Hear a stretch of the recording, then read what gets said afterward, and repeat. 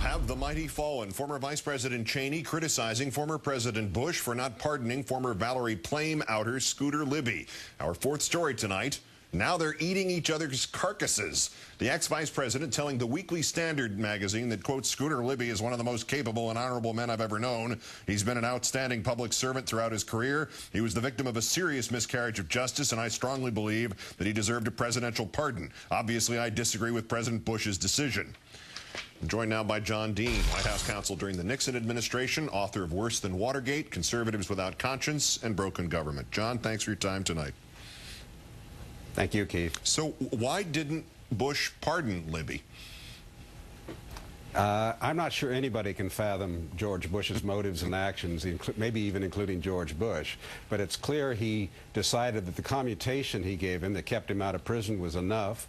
And I suspect he decided that he'll leave his former vice president, to take care of the future care and feeding of Mr. Libby. So he decided to do nothing more, obviously. If it's unfathomable, I guess the answer to this question is probably we don't know. But should the failure to pardon Libby be seen as some sort of snub of Cheney by Bush, since Libby was Cheney's guy? I'm not sure snub is the right word, but maybe it is. Again, in this vague area we're dealing in as to his motives and actions. But it's clear, Keith, I think particularly, that the fact that by the end of the administration, Cheney had lost his clout with this president. And this is a good example. You know internally that Cheney pitched as hard as he could to do this, and now he's doing outside that Bush has made a mistake.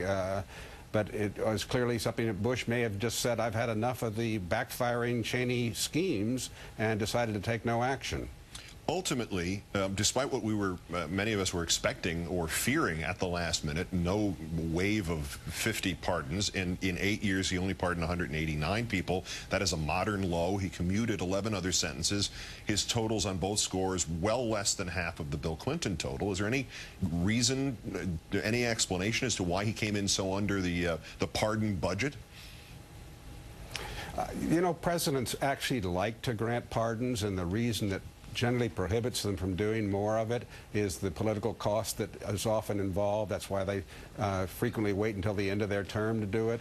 And I think with Bush, he's a man that, as I've watched him over the last 8 years, takes good care of Bush and his family and his very close friends, but he's actually a pretty cold fella. And I don't think his compassionate conservatism actually reached to the charity of pardons. I think that would explain the reason he didn't do it. Is there a possibility that, and this may be paranoia speaking here, but could he have pardoned more people than we know? I mean, do pardons have to be announced by the president? They don't have to be announced. By tradition, custom, and actually some regulations, they are announced, but those are indeed created just by past practice and not by necessity. The pardoning power, Keith, of the president is probably his most plenary power in the Constitution.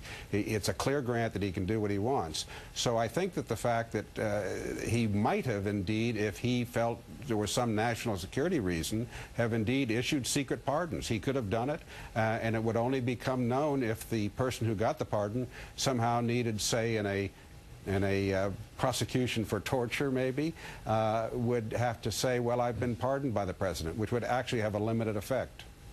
Why would it have a limited effect, John? Because it wouldn't cover international law, Keith. Of course. John Dean, the author of Worse Than Watergate and Broken Government. Great thanks, and we'll go hunting for secret pardons later on during the week, I guess.